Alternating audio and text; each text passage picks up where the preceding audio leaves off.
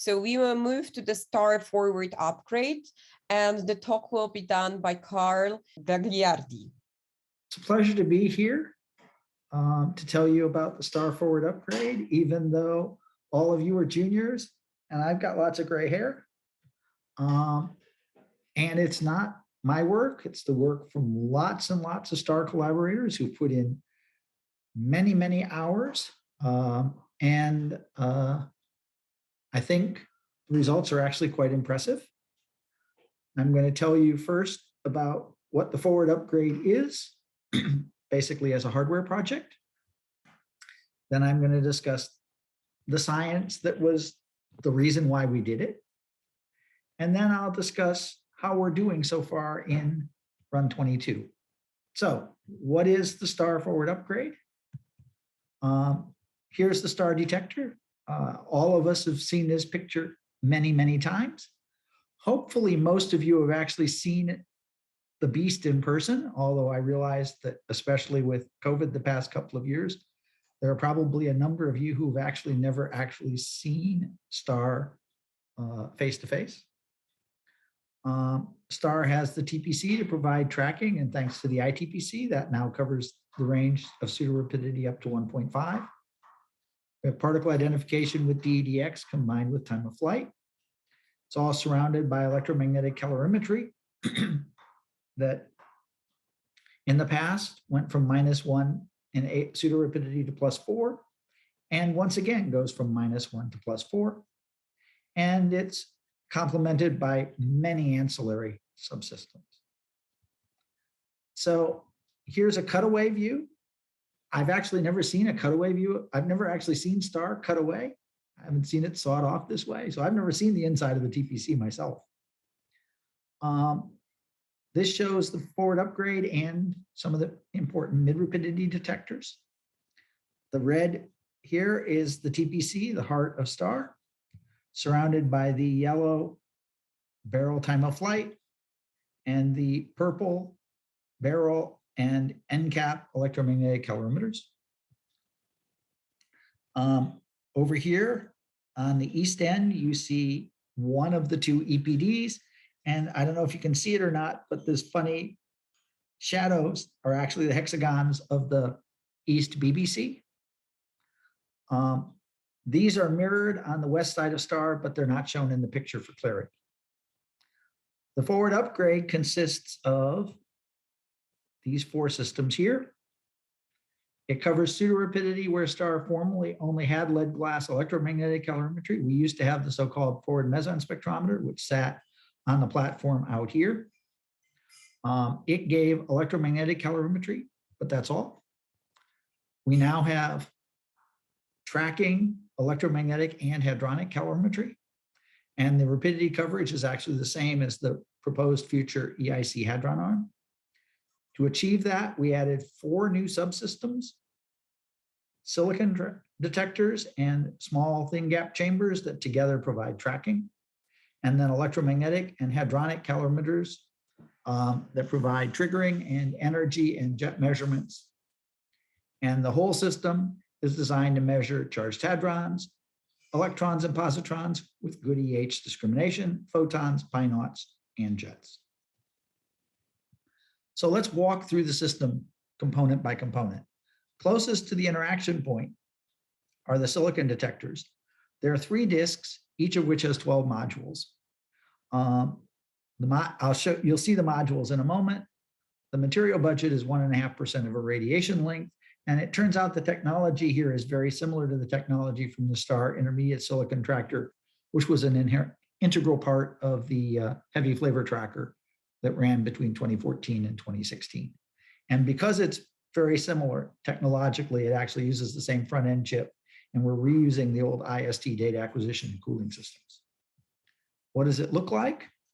Here you can see it as it was being installed in STAR. You can see this is actually the last of the 3 disks, because that's the one you can see from the outside. Here is one of these 12 wedges or modules. There's a single silicon detector on the inside. There are 2 detectors next to each other on the outside, and there's 1, 2, 3, 4, around 12 modules pie-shaped to make the full disk.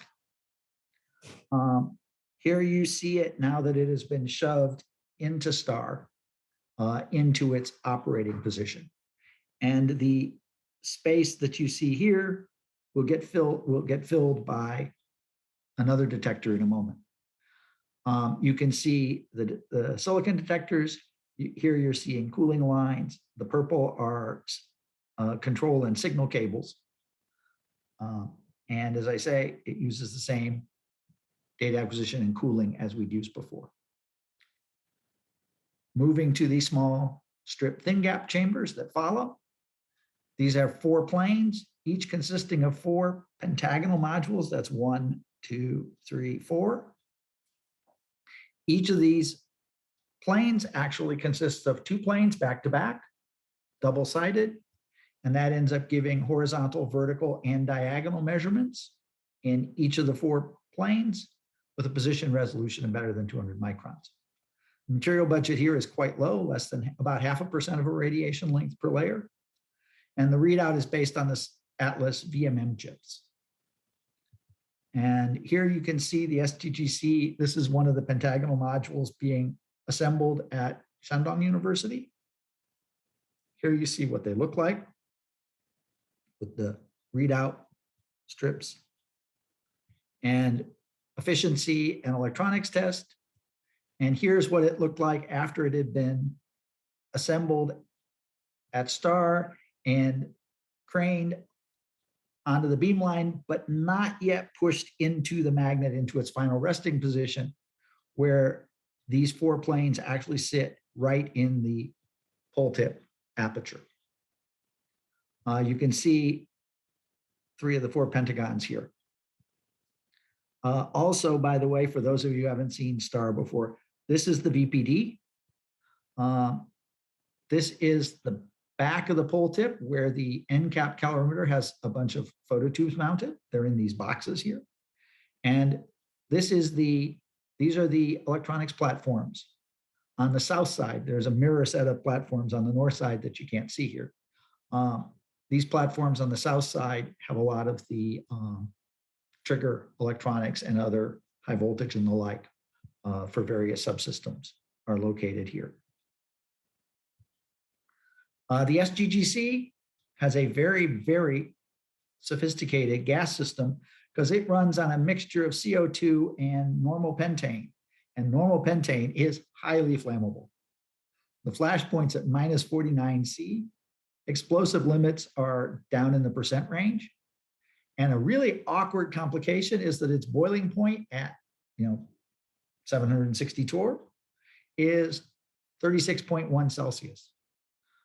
Which means it's sitting right hovering between gas and liquid. So for example, this gas cabinet sits out in the STAR assembly hall, and then there are tubing to take the gas into the chamber. And all that tubing from start to finish is wrapped with heater tape to keep it warm, to make sure that the pentane does not condense in the lines. In spite of all that, the SGGC gas system has operated extremely well so far this year, through all sorts of problems, including a couple of major power failures, one of which took the power out for all of STAR for 3 minutes. I was there at the time. Another one about 2 weeks later that had a major dip. And the SGGC gas system has just trundled along. Really impressive. Here's the simulated performance of the forward tracker. Combining red, which is just the STGCs, and blue, which includes the STGCs plus the silicon disks. And you can see that our charge misidentification rate is even at PTs of 5 JeV in the forward direction, where with STAR's magnetic field of 0.5 Tesla, there's not a lot of bending. And yet we can identify the proper charge at the several % level. And the PT resolution is better than 35% for all PTs less than 5 JeV, both for, let's see here, this is 200 JeV operation, this is 500 JeV operation. The difference between the two is the beam spot is smaller in 500 JeV, and that helps constrain things. We also have the forward calorimeter system. It sits 7 meters from star on the same platform that used to hold the forward meson spectrometer. It's split into two movable halves that are slightly projective with electromagnetic calorimetry in front. That's the purple thing. The electromagnetic calorimetry reuses Phoenix modules, but we replaced all the phototubes that Phoenix used with SciPM readouts. They have the advantage that they are insensitive to magnetic fields, so we don't have to worry about the fringe field of the star magnet, which was a huge hassle for the FMS. It's backed by the hadron calorimeter, the H-cal. This is a new technology. It's an iron scintillator sandwich design. Uses the same SciPM readout as the ECALs and was developed in collaboration with the EIC R&D effort and is the technology that's planned for the forward direction hadron arm for the EIC. We also have a pre-shower detector, which is not shown. It's actually the star EPD. The signals from the EPD are now split, and one set goes off to the QT boards, just like it did through BES2, and gives the same response in the QT boards as we had in BES2, but the other split signal goes off into the forward calorimeter system electronics and is used in the trigger. Turns out that the entire forward calorimeter system and electronics was already installed during 2020 in spite of COVID, and then was commissioned during Run 21. So it had extensive running with gold, and brief runs with oxygen, and T-gold that allowed us to get it ready for Run 22. Here are some pictures from the assembly. Here you see the hadron calorimeter with the steel blocks and the 3 millimeter scintillator pads in between. This is a wavelength shifting readout bar. This is a readout bar being inserted here that takes the light from all of these as it comes out the edge, wavelength shifts it, and then transmits it down to the SciPMs in the back. Here is part of the assembly crew. This is the electromagnetic calorimeter, which is actually read out from the front. Here is before the readout was installed.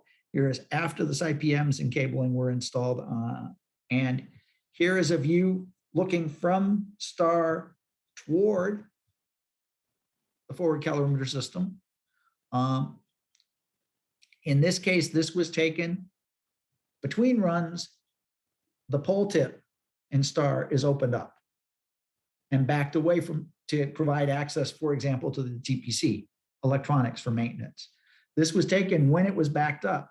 So what you're actually seeing here, this sort of silver thing, or stainless steel actually, this is the end cap calorimeter from star side, from the center of star looking toward it when it's open.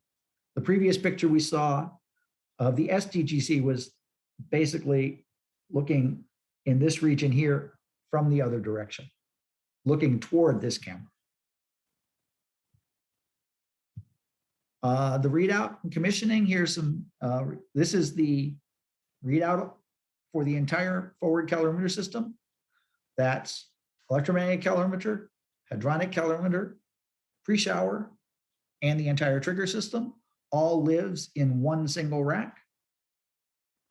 Was exercised extensively during Run 21 and was ready to go on day one of Run 22, except for some minor gain tweaks. So, what science will the star forward upgrade enable? Actually, there's a very broad science program that extends from right now through the entire rest of the RIC running time. The observables are charged in neutral hadrons, inclusive jets and dijets, hadrons in jets, photons, Brillouin and J-psi dielectrons, lambdas, and mid-forward and forward-forward rapidity correlations with 4 remaining years of Rick, run 22, 23, 24, 25, before Rick gets turned off to make the transition to the EIC. Star is running alone this year.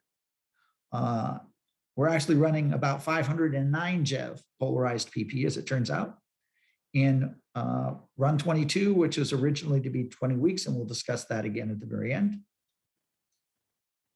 Then we'll run in parallel with S-Phoenix in runs 23, 24, and 25.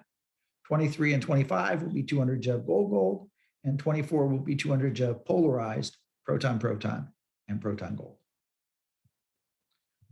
Broad suite of physics measurements that I'll discuss briefly in the next couple of slides. A major focus is on transverse momentum dependent phenomena. Those of you who are spinners can go to sleep for the next several slides, because I'm not going to tell you anything you don't already know. But those of you who are on the heavy ion side of STAR, TMDs are a really powerful tool because they allow us to image the nucleon and nuclei multidimensionally and actually look at tomography of the nucleon. And they provide us with access to non-perturbative scales. We can actually probe with TMDs all the way down to lambda QCD, which means we can probe all the way out to the radius of the proton, the full structure. And that's necessary, for example, to be able to observe correlations that might arise from spin orbit effects.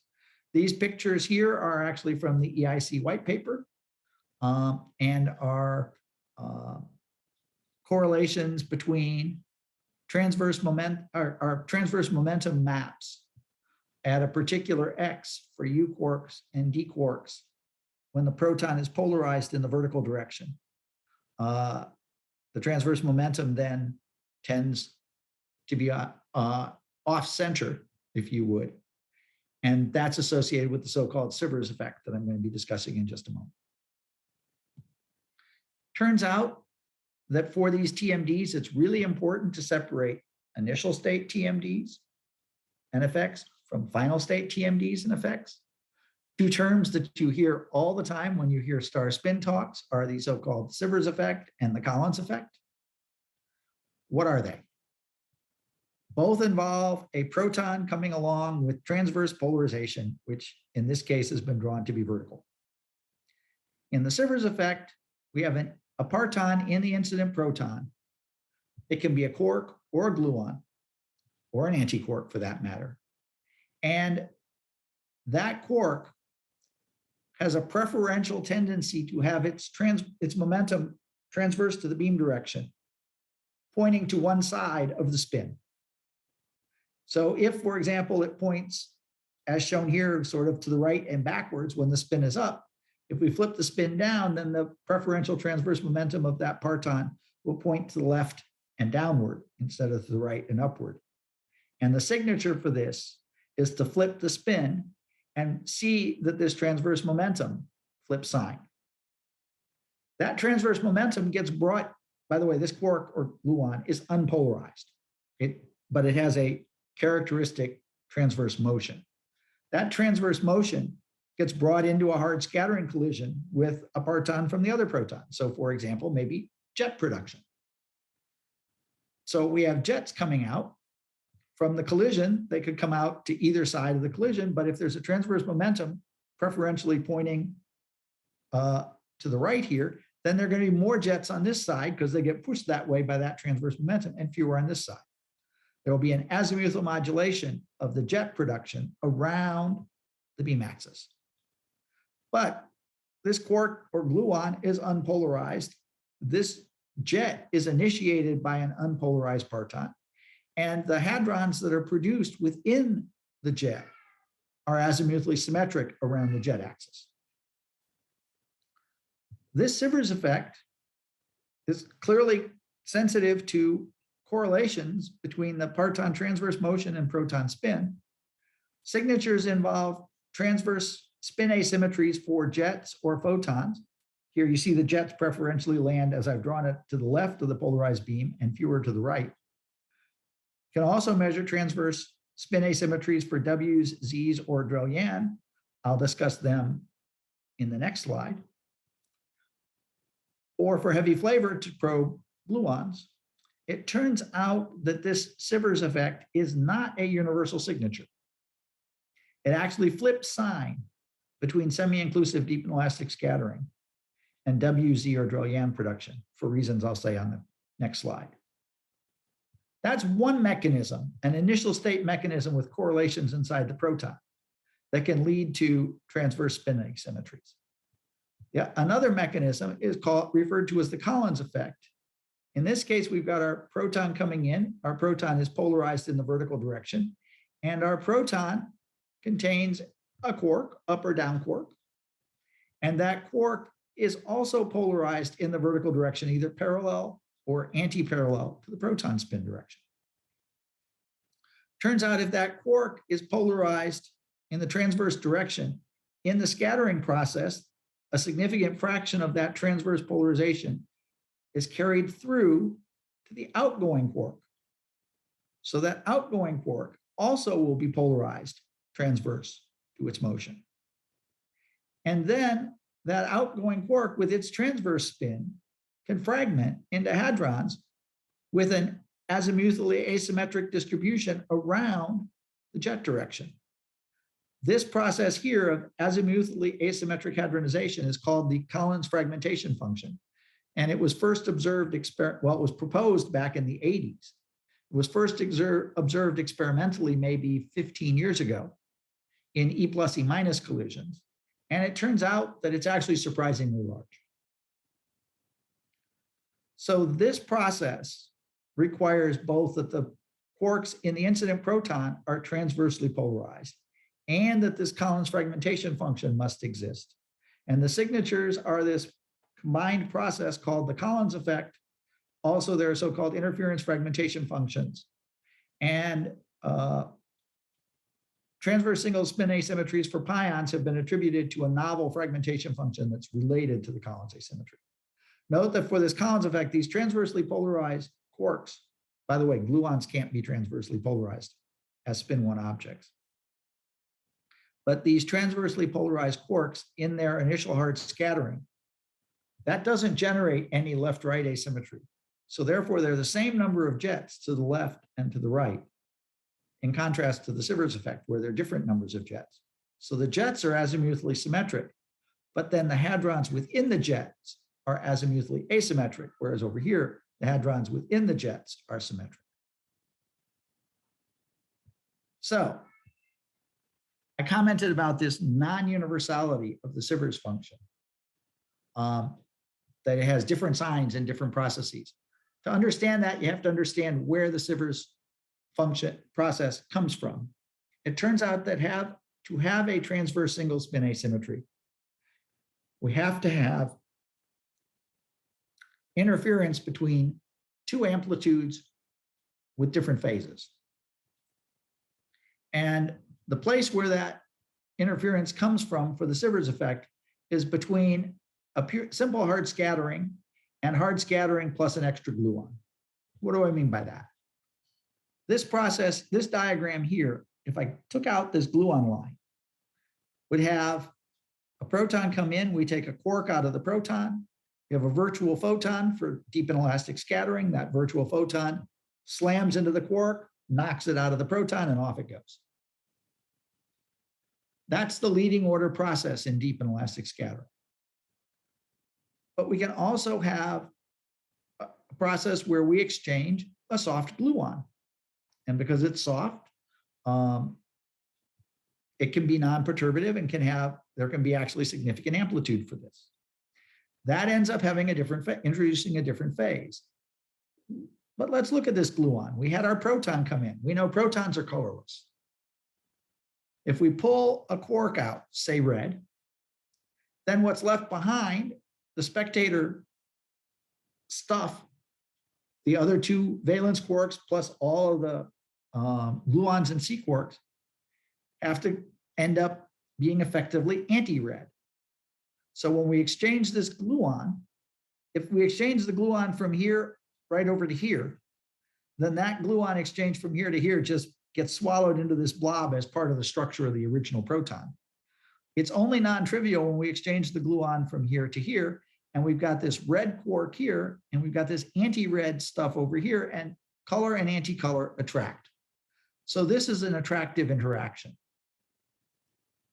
If we now look at the crossing symmetry diagram, vector boson production, the classic case is so-called Dro-Yan, which is QQ bar annihilation to make a virtual photon within a hadronic medium. So we take a proton, we pull, for example, an anti-quark out and scatter it backwards from the other proton. Here, we create a virtual photon that comes out, but color has to be, this virtual photon is colorless. So if this anti-quark from the second proton was red, then here we have to have anti-red. And that means that we have anti-red here, we have to have red here. Now the gluon can't connect to the virtual photon. The gluon has to connect up here, and now we have red and red.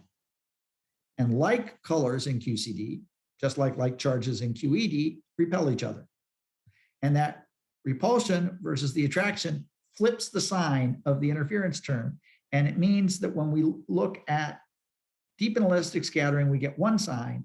If we look at Dro-Yan production, we get the other sign. And this can be any vector boson. It doesn't have to be a virtual photon.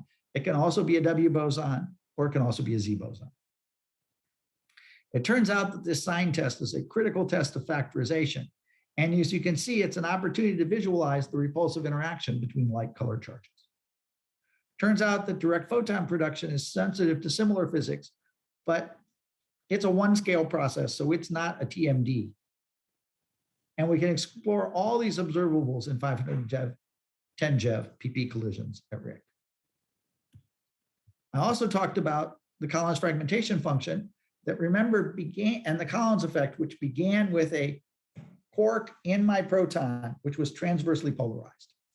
So if I have a proton and I have its momentum heading off to the right and its spin is pointing up in the page, if I have some quark in the proton, its spin could be pointing up or it could be pointing down. If I add those two together, that's just the quark parton distribution function, the standard unpolarized PDF that we're all used to. If I take the difference of those two, that's the so-called transversity distribution. And it's one of the three leading twist distributions of the proton, which survive when we integrate overall transverse momenta of the partons. There are only three: the unpolarized distribution, the helicity distribution, where the proton spin is in parallel or anti-parallel to the momentum, and the quark or gluon spins are parallel or anti-parallel to the momentum. That's the helicity distribution. And the third is the transversity distribution. And it turns out, because of angular momentum conservation and the fact that the proton is spin a half, the transversity distribution can only arise for quarks. It cannot arise for gluons. So transversity is a fundamental property of the proton. The integral of the transversity actually gives the tensor charge, which ends up being really important in calculations beyond the standard model physics in things like neutron electric dipole moments and nuclear beta decay. And the difference between helicity and transversity also ends up being directly related to parton orbital angular momentum. Sounds like something we'd like to know a lot about, except it turns out that transversity is chiral odd. And that means it is not accessible in inclusive deep inelastic scattering, in contrast to the unpolarized distribution and the helicity distribution. And what that means is there's way less data available. The Collins fragmentation function, as I told you a few slides ago, involves azimuthal modulation of the hadron fragments. And it ends up being really an excellent testing ground to probe questions about TMD factorization, universality, and evolution. And those are the detailed questions there are way beyond this talk. But if you want, I can talk about it later. Before STAR, it turned out transversity had only been observed in semi-inclusive deep inelastic scattering combined with E plus E minus collisions. There are a bunch of recent global analyses, including one that actually included star PP data, not of the so-called Collins effect, but of interference fragmentation functions. All of them, however, have quite large uncertainties. Where's the forward upgrade come in? Well, before STAR, I just told you that TMDs came only from fixed target, semi-inclusive deep and elastic scattering data, all of which have been fixed target to date because we don't yet have an EIC. Here you can see where those data lie kinematically in the X Q squared plot, the green, the open red, and the black points. And they all live in this triangle down here. Oh, and by the way, this hashed area is the area that's accessible at JLab 12J. They all live in this triangle at high X and low Q squared. Clearly, we need to fill out the space, and especially we need measurements at high Q squared and a broad X range in order to probe, are we really seeing the physics we think we are? Or are we seeing, for example, some dynamical effect at higher twist that will damp out as we go up in Q squared? The STAR mid-rapidity detectors actually measure these diagonals, and these are W's. The STAR forward rapidity ends up filling in all this space here, including some that overlap with the extreme cases of DIS, but extending quite a bit further up in Q squared. Gives us range to access to quarks up to an X of 0.5, gluons down to an X of 0.005, and high precision data from PP collisions, as well as high precision data from deep and elastic collisions at the future EIC. Note that the EIC kinematics is this full triangular region, and we overlap quite a large fraction of it, to study universality of TMDs, which remains an open theoretical issue.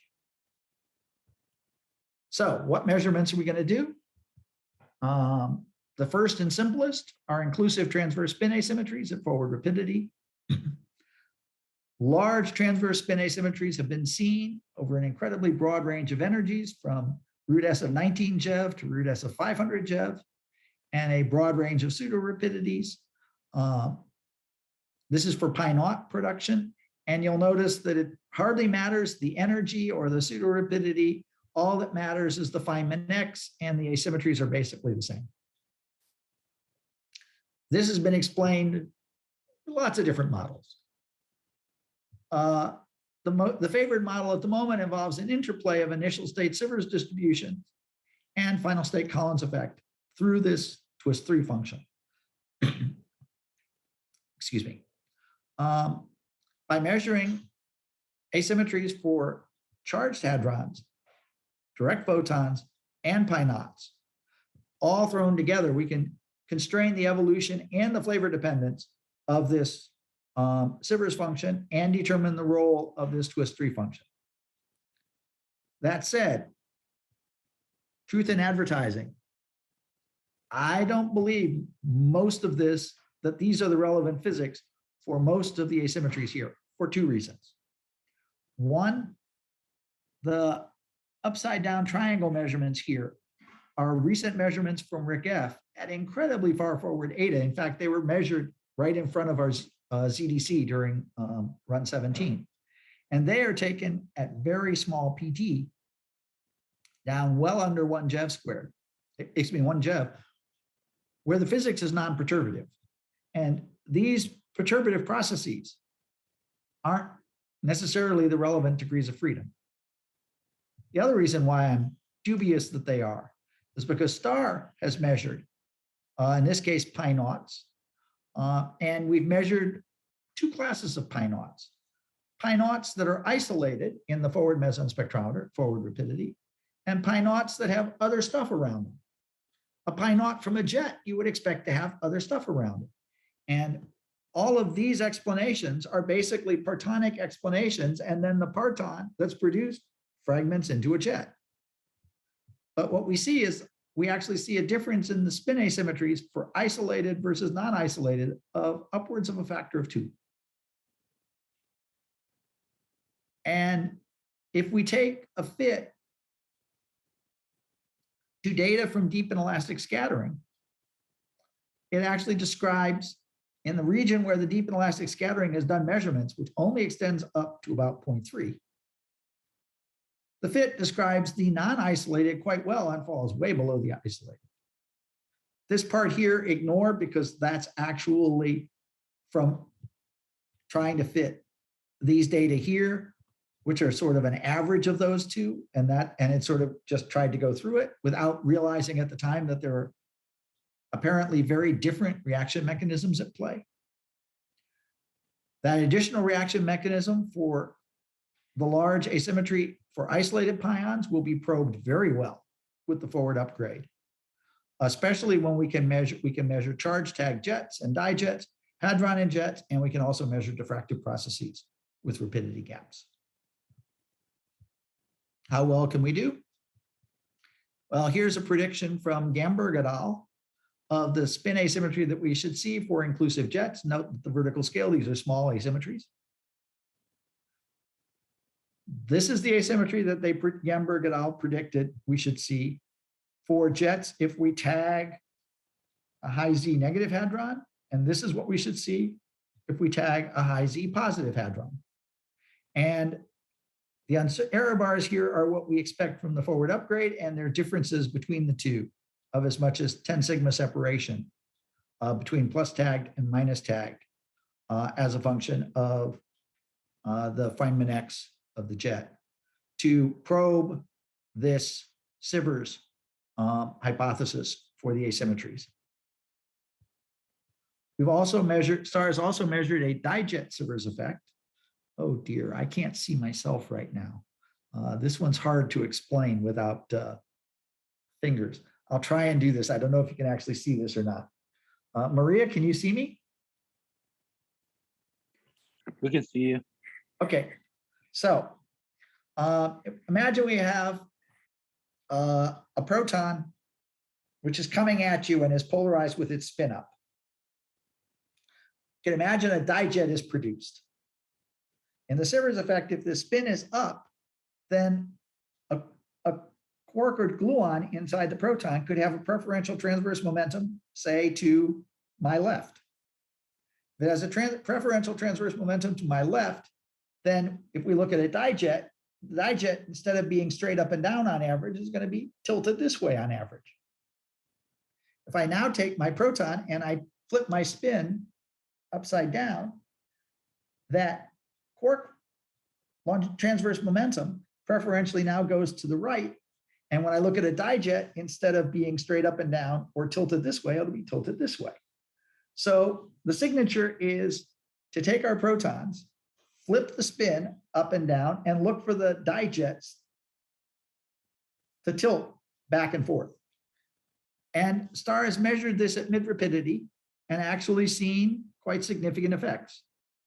Even with nice features like the transverse momentum of the deuteron, the down quark, is opposite in sign and about twice the magnitude of the transverse momentum of the up quark, which is necessary when gluons and C quarks seem to have no spin-dependent transverse momentum. Because after all, the proton as a whole is going this way. It's going along the beam direction. So there is no transverse momentum in the entire proton. Conservation of momentum says if there's a transverse momentum one way with one component, there's got to be a transverse momentum equal and opposite with another component. And that's exactly what's seen. Now, since these were limited to mid-rapidity, with the end cap, we could get out to a pseudo-rapidity of about 1.5 for each of the two jets individually. For the dijet, that means we could get out to a sum pseudo-rapidity of ballpark plus minus 3. And that's where the data reside. That pseudo-rapidity sum ends up being proportional to the log of the ratio of the x's of the quarks or gluons, the partons that collide in the initial scattering. And with the forward upgrade, we're going to expand this coverage out to pseudo-rapidity sums as large as 6, which means we'll sample both much higher and lower x values than are possible at mid-rapidity.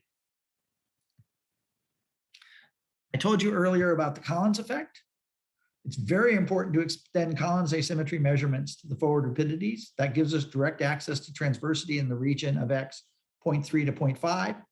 which has never been explored before in semi-inclusive deep inelastic scattering. It's essential to constrain the experimental measurements of the nucleon tensor charge because it gets most of its contribution from high X quarks in the proton. And here you see points that are projected measurements. They sort of look like the uncertainties were plotted the wrong way, but they weren't. Those are basically bin ranges. The uncertainties are actually smaller than the triangles here and are shown here in this blown up vertical scale. Note that this scale goes from minus 0.1 to plus 0.1. This goes from minus 0.002 to plus 0.002. And you see the tiny uncertainties that will be achievable for H plus in jets and H minus in jets. And up here, you see different predictions for different models of how large the asymmetries might be. The asymmetries should be many percent. The uncertainties will be at the 0.1% level. And we'll simultaneously perform measurements that will also provide access to linearly polarized gluons and transversely polarized protons down to an X of 0.005. We've got a generalized parton distribution E sub G. This comes from measuring exclusive J psi production. Proton goes to proton J psi and nothing else. Basically, it's an ultraperipheral collision, just like those of you in heavy ion physics study ultraperipheral collisions that are typically electromagnetic. This is an ultraperipheral collision and is basically a photo production of a J psi. Turns out that we're sensitive to this generalized parton distribution G sub E. That's interesting because it determines the gluon contribution to spin orbit correlations in the proton. We actually did a proof of principle measurement of this with the TPC in 2015, and you see that error bar there. This red curve is a prediction for how big the uncertainty should be. And obviously, we didn't learn anything about the prediction from the measurement. We just showed we could do the measurement. This was a pure TPC measurement. The acceptance for the TPC in that measurement was here. This is the energy. So we have proton goes to proton J psi. This is the effective mass of the proton J psi. And it's big when they're at different rapidities, and it's small when they're both in the forward direction, close to each other in rapidity. When that effective mass is small, the cross-section, as you can see, is much bigger, and the asymmetry is much bigger. The forward upgrade gives us the ability to measure not just the TPC, but the TPC in conjunction, or the forward upgrade in conjunction with the NCAP electromagnetic calorimeter, or the forward upgrade all by itself. And for run 14 with P gold data, this is the projected uncertainty that we'll measure at the effective mass.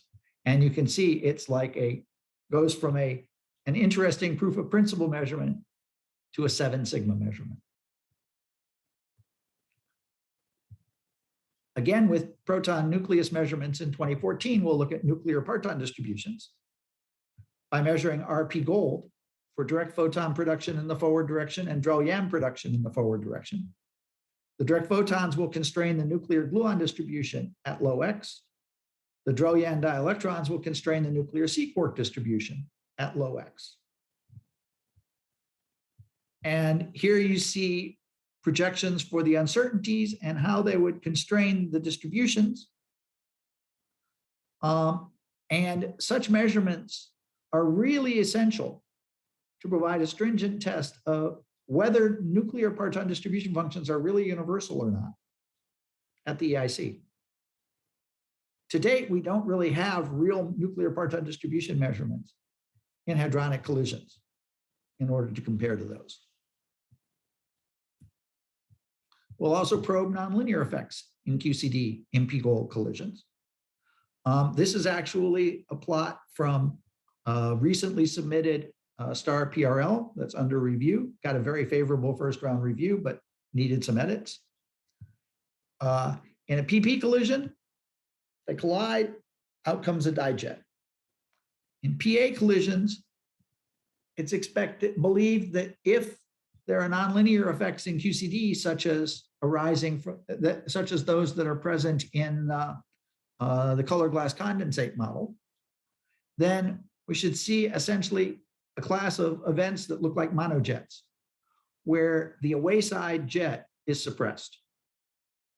And here you see the correlation function on the away side at low PT, where the nonlinear effects are expected to be relevant, where we're in the vicinity of the saturation scale.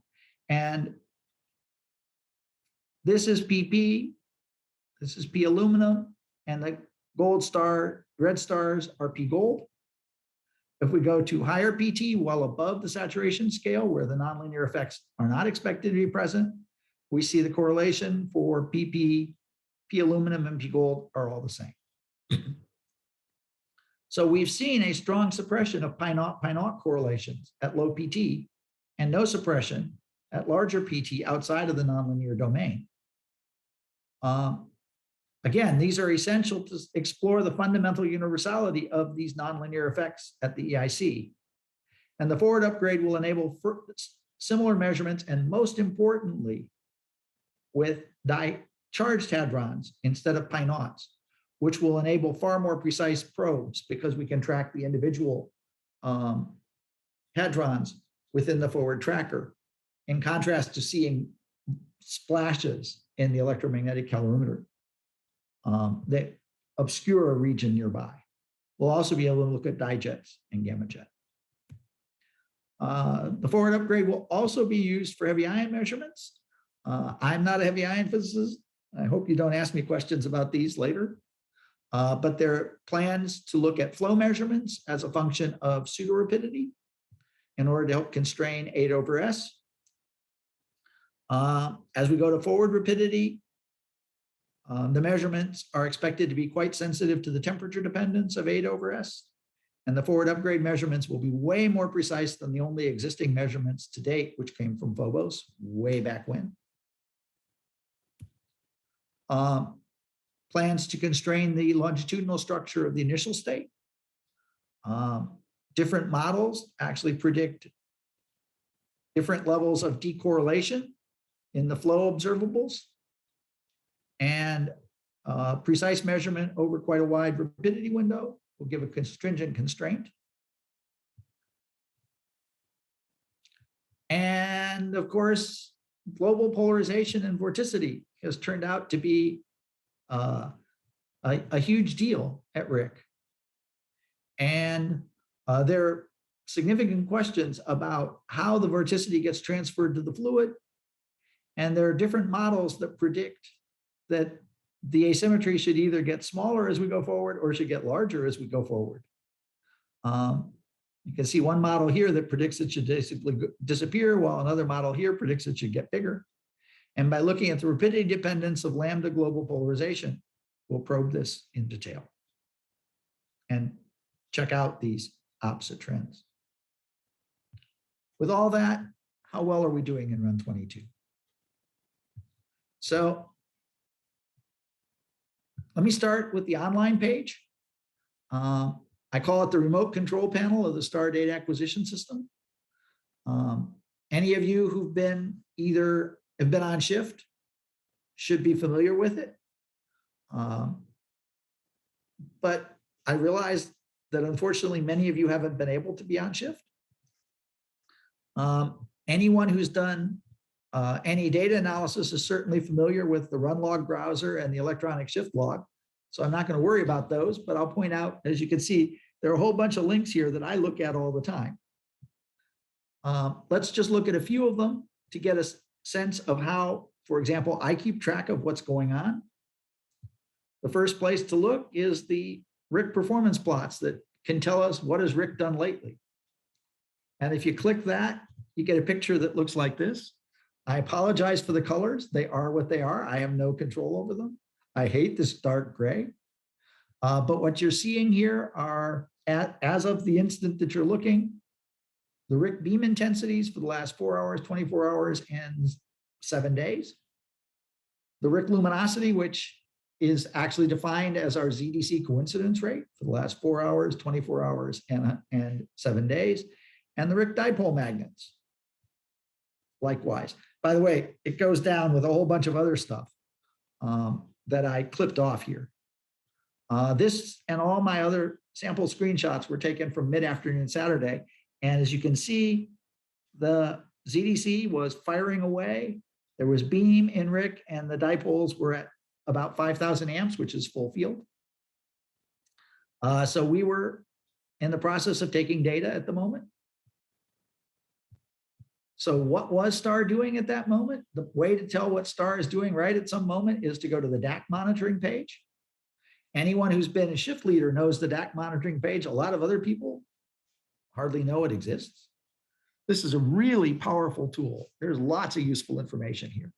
But let me start with a warning. If you first open this page, you'll see some time down here that will bear no relationship to what you would read on your watch. And you have to go up to this auto update and bang the now button several times, and you'll watch this time go hop, hop, hop until you get up to current. I don't understand that feature. It's just something I live with.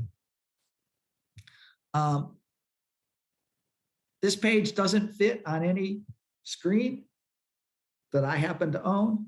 So I actually took 2 screenshots of this, which is why, and then spliced them together, which is why it looks funky up here at the top. You can ignore that. But you can see when the current run started and how long this one was 22 minutes at the time I looked at it. And what you see here, this column, which gives scalar rates, tells the raw rate of every one of the triggers that we're running. And we're running, as you can see, 45 or 50 triggers, different triggers simultaneously. Tells us the raw rate of that trigger as presented to the data acquisition system before any corrections for dead times or prescales. The dead time is shown in this column here. Note that this dead time is for the most recent 5-second period. That's what I'm showing here.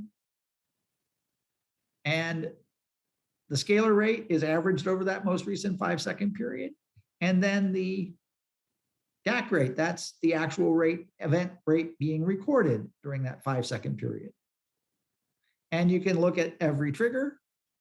Down here, you see the subsystems. And if you look at this column, you can see that at this particular instant in time, the time of flight was running with 6% dead time. The barrel towers were running with 5% dead time. The end cap towers were running with 5% dead time.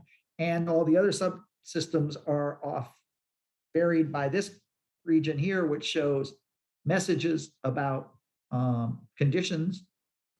For example, there was an issue with one of the RDOs in the ITPC that the DAC system sensed.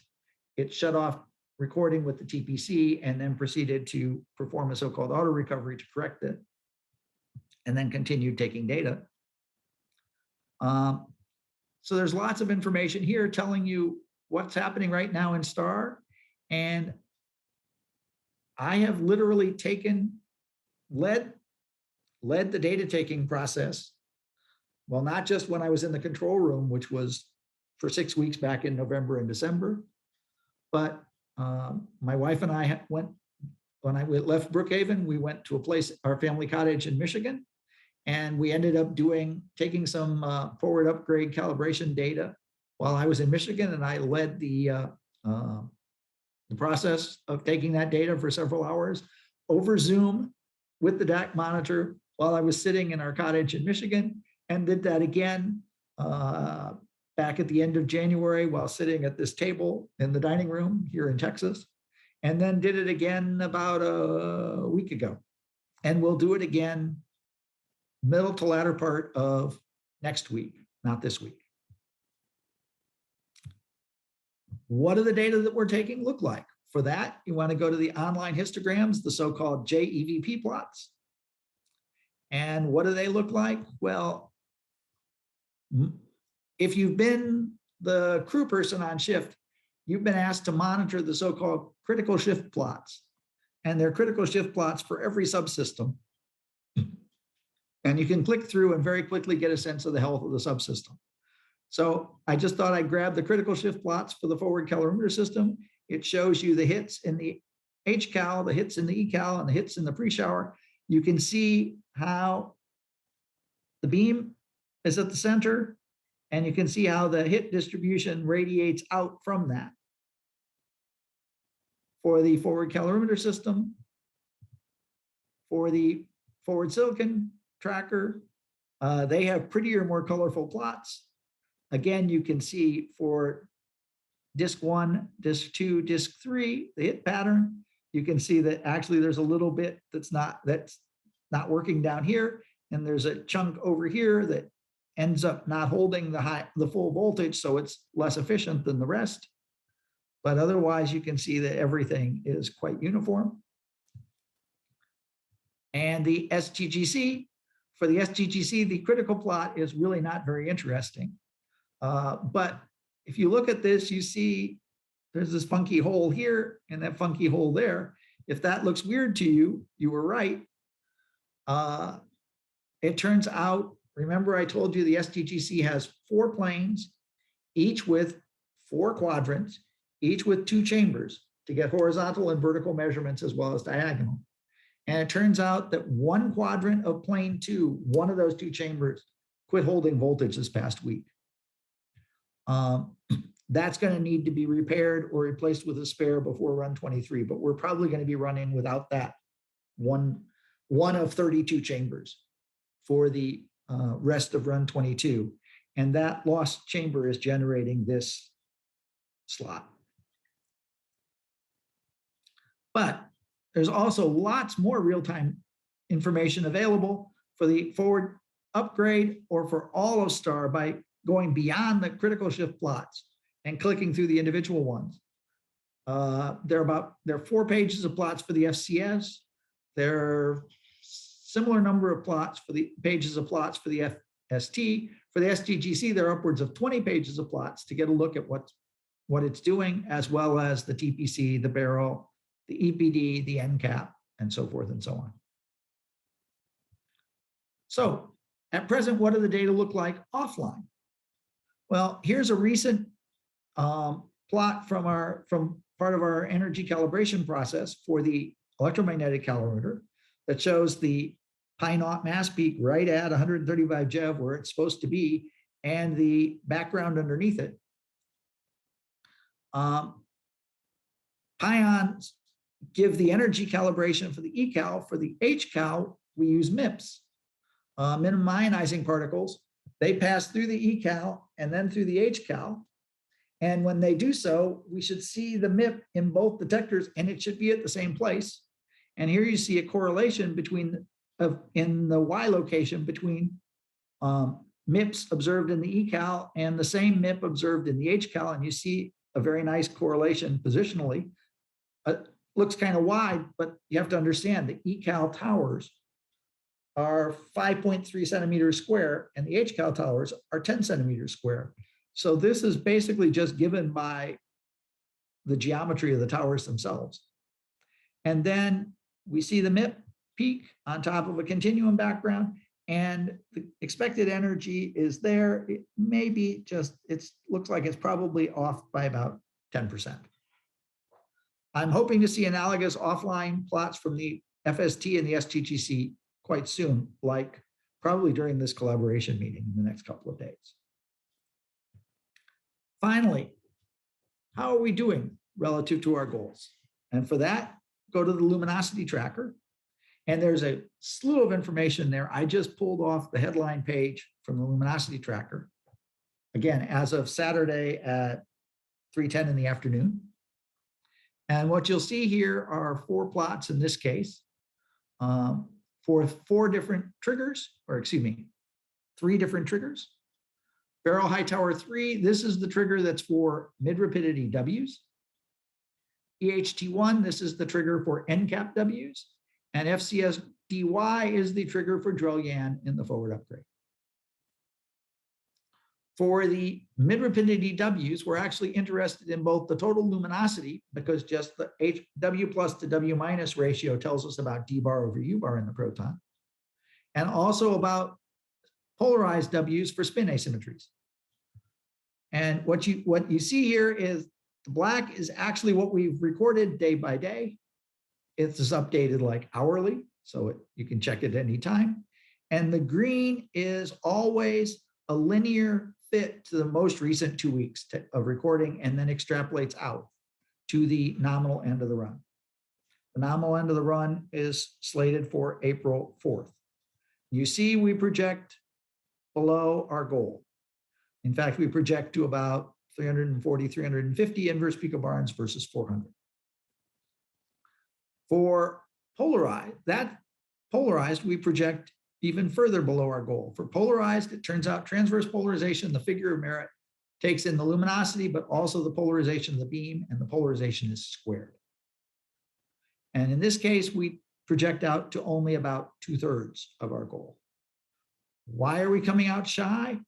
And why are we more shy here than here? Well, it turns out we've lost about 3 weeks of beam due to accelerator issues. A cryogenics upgrade that was underway didn't finish before the cool down was supposed to start, and cool down was delayed by 2 weeks because of that. Then I told you that there have been some power failures. There was a major power failure where the power was off for 3 minutes straight in very early December. And then about 10 days later, there was a major power dip where it went down, off, was off, and then came back up. So it was off for seconds, not minutes. But it turned out each of those proceeded to damage one of the 4 coils in the blue ring, so-called 9 o'clock Siberian snake. This is a tool which is necessary for a polarized beam. Taking those out of commission completely screwed up the polarization, and it forced the accelerator people first to rewire them so that we could still operate with only 2 of the 4 coils working, but then learn how to polarize the beam with only 2 of the 4 coils working. The bottom line is this run has turned out to be not just a physics run, but there are a whole bunch of accelerator physics papers that have already been written about operations with this broken Siberian snake. That costs the equivalent of close to a week. And then the AGS that feeds Rick has a motor generator that it uses to cycle the synchrotron magnets. And that motor generator failed, and we had to go to a backup, which took a couple of days downtime. And then the backup can't ramp the synchrotron magnets as fast as the Siemens could. So it required a complete retuning of the AGS, which cost more time. These together cost at least a week, plus the cryogenics 2 weeks. So we are 3 weeks shy relative to what had been anticipated for the run. If I projected this 3 weeks, I'd actually be sitting a little over the 400 inverse picobarns that was set as our goal. That's why our integrated luminosity is behind our goals. The other problem is that the polarization has been lower than anticipated, and this is mostly because of issues in the AGS. Polarization's actually been in the upper 40% versus what had been planned and promised by CAD of 55%. And remember, that comes in squared in our luminosity, in our figure of merit. So this has reduced our figure of merit. This has an impact at the level of 25 to 30% in a reduction of the figure of merit. And that puts the integrated figure of merit even further behind our goals. That's why this is at 2/3 instead of 7/8. On the flip side, the commissioning's gone very well and STAR is running smoothly. And STAR, a couple of weeks ago, requested a 4-week extension tacked on from April 4th. And with that, we project that we'd actually exceed our proposed goal for unpolarized Ws. For polarized, we wouldn't make our original goal, but that would get us to 90% of the figure of merit goal, which would clearly be a major victory. With that, let me conclude. The forward upgrade, I think I showed you, enables a wide range of high impact measurements. Forward upgrade is running quite well and taking very good data. So I urge you all to stay tuned to see what we learn, or even better, join us and help us with learning what we do. Thank you. Yeah, I'm open thank for you. questions. Thank you, Carl, for that excellent talk. You really went above and beyond, I think I would say, with hardware and physics and even data acquisition. So thanks a lot. We need them all to do physics. We do. Yeah, I agree. And unfortunately, on the one hand, in a collaboration of 600, it's quite frequent that people only see a piece, not the broad overview. But the broad overview is really valuable to put, the analysis that you're doing with the detector that you're worried about in context, and to understand what could go wrong with that data. Yeah. And besides, STAR is just a really cool tool. It's a great toy. I totally agree. Oh, yeah. Hi, Carl. Very nice talk. Yeah. I have a question on the Sievers and the Collins effects. I'm asking what's the relationship between the momentum of a pattern and the spin? Is that random, or comparing Collins? If you go to the naive quark model with all of our quarks, with valence quarks in S waves, then things are uncorrelated. But it turns out that if you recognize that the proton has a radius of about 0.85 Fermis, the Heisenberg uncertainty principle gives those quarks some uncertainty and momentum to go with that uncertainty in position. And given the masses of the quarks, even if you take constituent quark masses, let alone current quark masses, but the masses of those quarks, they're relativistic. And once they're relativistic, they can't just be in S waves. And if you have S wave, P wave interference, that can represent a spin orbit correlation. And that spin orbit correlation can lead to the correlations between the transverse motion of the proton and from the orbiting the spin of the transverse motion of the quarks and the spin of the proton.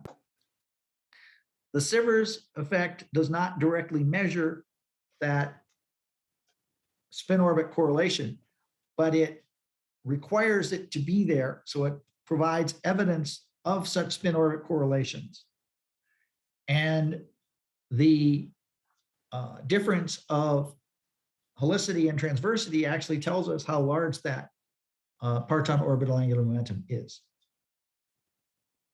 So that means that to understand this dynamical structure of the proton, we really want to understand both the Sievers and the Collins asymmetries, both the transversity and the Sievers effect. Oh, very nice. And since all of this is occurring inside a proton, where the characteristic length scale is the proton radius, 0.85 Fermis, 200 MeV over C. We're talking about looking at phenomena at characteristic momentum scales of order lambda QCD, where the strong force is strong, non-perturbative. The only calculations that can be done other than phenomenological model projections are lattice calculations, and those are often very challenging. TMDs, because they have two different scales, involve a hard scale that allows the process to be perturbative, so we can actually do calculations on an envelope or a page instead of in a supercomputer. But at the same time as we have that hard scale, we can have that soft scale, which is at the scale of the proton size, of the strong interaction strength, the characteristic scale lambda QCD. And that's why TMDs are of such great interest to the spin community. So, that's really nice. I have another question. So how do you calculate the X experimentally? Is this related to PT, transverse momentum? We cannot measure X event by event. In that way, we are different from deep inelastic scattering, where the Bjorkane X can be inferred from the scattered lepton kinematics directly on an event by event basis. Let's see, I don't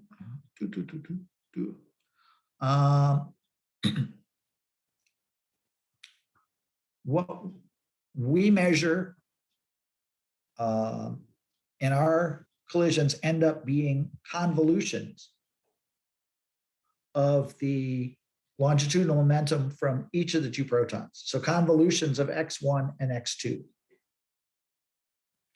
And while that introduces smearing, so we can talk about an average, but we can only talk about a statistical ensemble average. We can't talk about an event by event quantity. But that convolution between the X's of the partons from the two protons as they collide, that is a calculation that the theorists have very precise tools to handle these days using so-called Mellon moments. And in turn, we can give them data as a function of observables that we can measure event by event, like the PT of a jet, or the PT of a hadron, or the pseudo-rapidity. We can give the theorists those quantities, and then they can project back to X1 and X2. Or they can put a model in for the structure as a function of X1 and X2, and then see what that would imply for our observable after this convolution occurs. I don't have that equation handy in this particular PDF file. I could go find such an equation, but it would be 5 or 10 minutes of rummaging to find it. Oh, thank you for the explanation. Yeah, that's really helpful. Yeah, I have a question. I have a quick question about the detector that you talked about. You mentioned that part of the signal of EPD will be split into the trigger system. And yeah, I'm just a naive thought, like if some of the signals are split to other things, will it make EPD less powerful or? So, we were the interlopers. The EPD was already there and already being used for BES2. Mm-hmm. So the design constraint, which was imposed for this application, was that we couldn't change the signal, the EPD signal that goes into the pre-existing EPD electronics. Mm-hmm. So what we did was we built a splitter system. It was actually built at Indiana University, where the signal comes in and it passively goes back out and goes off to the EPD electronics. But there's basically a high impedance op amp that senses the signal as it goes past, and then recreates the signal on a second output connector. And that second signal goes off to the forward upgrade trigger system. And in that way, the signal was split without any impact. I mean, that when it was, when the EPD group, when Rosie looked at the response before and after, the conclusion was that the gain had differed at most at the couple of percent level and might have even been less than that. I see. And the pulse shape was also undisturbed. That was a requirement for us to piggyback on the existing detector. We weren't allowed to screw up its performance. I see. Thank you. Okay. By the way, the EPD is yeah, a go ahead. beautiful detector and is operating way, way, way better than the BBC. I agree. So Dimitri says, I don't agree with Carl's explanation for not being able to measure X1 and X2. I think you can't do it precisely because of beam remnants being color connected to the scattered partons, but a good approximation is possible by relying on momentum conservation. See slide 7 of this link. I guess maybe that's not a question, but I don't know, Carl, do you have a comment on that? We can get a good approximation for X1 and X2 in leading order if we're measuring, observing dijets. With the exception of the Sivers dijet, I didn't actually discuss any dijet measurements here. I only discussed inclusive jet measurements here. And when you only see one leg, you don't have that available. And it's important to realize that even in dijets, it's only, with dijets, if you measure the kinematics of the two jets, then in leading order, you can calculate the X1 and the X2 that came in analytically, event by event.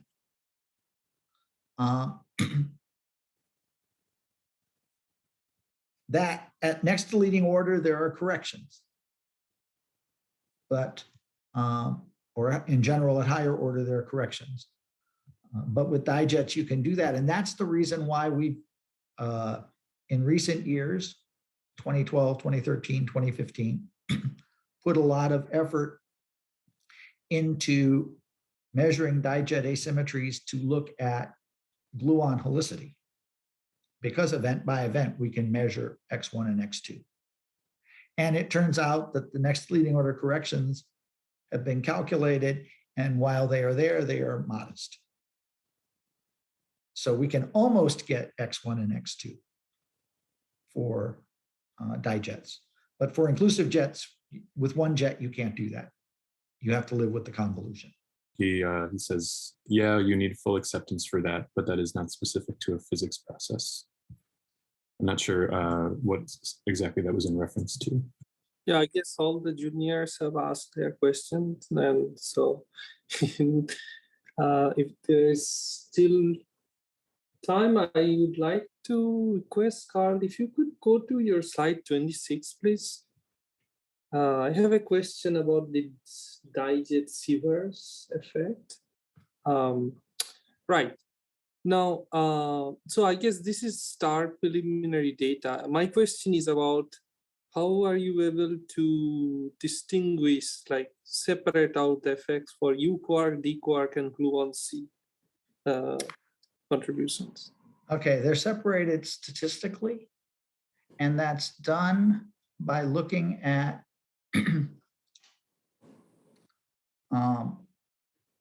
the momentum weighted charge in the jets. So basically, reconstruct the jet. Soft hadrons are, well, and all hadrons are used in the reconstruction of the jet, but then throw away the soft hadrons momentarily, take only the higher PT hadrons in the jet, and the cutoff point is an optimization. And I don't remember whether in this particular analysis, the optimization ended up being that you throw away the hadrons with PT below 0.6 or below 0.8, but it was something in that ballpark. Take only the ones above that. And then basically calculate sum the charges of those hadrons weighted by the Z of each of the hadrons within the jet to get an effective charge. And if that effective charge is relatively large and positive, then it's highly likely that that jet had a parent up quark. If it's large and negative, it's likely that it had a parent down quark. And if that effective charge is in the vicinity of 0, it's likely that that jet had a parent gluon. And then what is actually done here is to slice those effective charge distributions into, in this case, 4 sets. I think it's at greater than a quarter, 0 to a quarter, minus a quarter to 0, and less than minus a quarter, but it might be 0.3. It's something in that ballpark. And then take those measurements, measure the spin asymmetries separately in each of the cases, and then take the jet charge distribution that's seen from Pythia jet fragmentation and use that to unfold back to the parent quarks. So that's what was done here. This is not saying, I see a jet and that's an up quark jet. I see another jet and that's a gluon jet. And oh, there's a down quark jet. You can't do that jet by jet. There's lots of overlap. But by measuring the jet charge jet by jet and then unfolding, one can gain access to the parentage on a statistical basis. And this analysis was actually done at Indiana. And again, I've got more slides about it on my laptop, but it would take me 10 minutes to find them. Okay, so statistical kind of separation. Yes. Okay, thank you. Okay, actually, I have a question if you don't mind. So STAR has these recent jet substructure measurements in PP. And I was wondering about, with respect to the Collins effect, is this just completely negligible at these high PT jet, for these high PT jets, since we're using this 2012 polarized PP? If you tell me the underlying dynamical mechanism that produces the Collins asymmetry, or rather, to be precise, not the Collins asymmetry, but rather, if you tell me the underlying dynamical mechanism that produces the Collins fragmentation function, which empirically is seen in data to be quite large, then I could tell you whether the substructure measurements are related or not. But the fact is, we don't actually know the dynamical mechanism that produces the Collins asymmetry, the Collins fragmentation function. And that is one of the things that we are hoping that STAR data will actually help to elucidate, because with our PP collisions, with the statistics that we have at RIC, we actually have a better look at the Collins fragmentation function than people can obtain in semi-inclusive deep inelastic scattering. And that's not my claim, that's the theorist's claim. And they even wrote it in the abstract of their paper. That's because in semi-inclusive deep inelastic scattering, the asymmetry ends up being, well, it doesn't involve a convolution in X, but a convolution in X we know how to deal with. But it involves a convolution in the intrinsic transverse momentum of the parton in the incident proton, which we know a lot less about, with the intrinsic transverse momentum of the hadron in the jet, which we know even less still about. And that convolution, we really don't have a good handle on. So in practice to date, most of the time in global analyses, people have just made by fiat an assumption that they could do a Gaussian approximation to the transverse momentum effects. In contrast, in PP collisions, we actually measure the integral transversity distribution integrated over transverse momentum, which takes the transverse momentum in the proton out of the equation.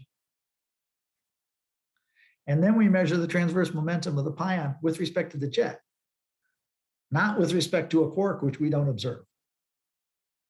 And that gives us a good handle on the outgoing state, on the final state. So our results actually provide more microscopic discriminating power for the Collins fragmentation function than has been available in the past. We will get blown out of the water when the EIC turns on, when real semi-inclusive jet production, in contrast to inclusive production, can be measured. Compass, Hermes, JLab 12JEV don't have the kinematic reach to do semi-inclusive jet production. But the EIC, it will be a huge industry. And that will have the same advantage of removing the convolution between the initial and final state that we have now. But that's going to be a decade from now. And in the meantime, we have the playground to ourselves. And I'm hopeful that we will actually get a much better handle over the next several years on the dynamical origin of the Collins fragmentation function. And then I'll be able to answer your question about jet substructure. Okay, I look forward to it. I do too. Yeah. Go ahead, Tom. Yep. Yeah. So it is my understanding. Currently, I don't know at this minute if it's like a right or wrong, but it's my understanding that the Collins effect somehow has to do with that the P gold in let me think about that, how to say it correctly. So the P gold RP gold in like lower PT regions have some kind of like enhancement.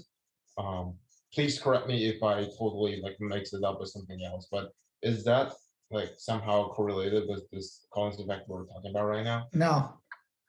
Okay. The Collins effect or equivalent has never been observed before in other than EP and PP scattering, but my student Bassam is looking at it in the STAR 2015 peak gold data.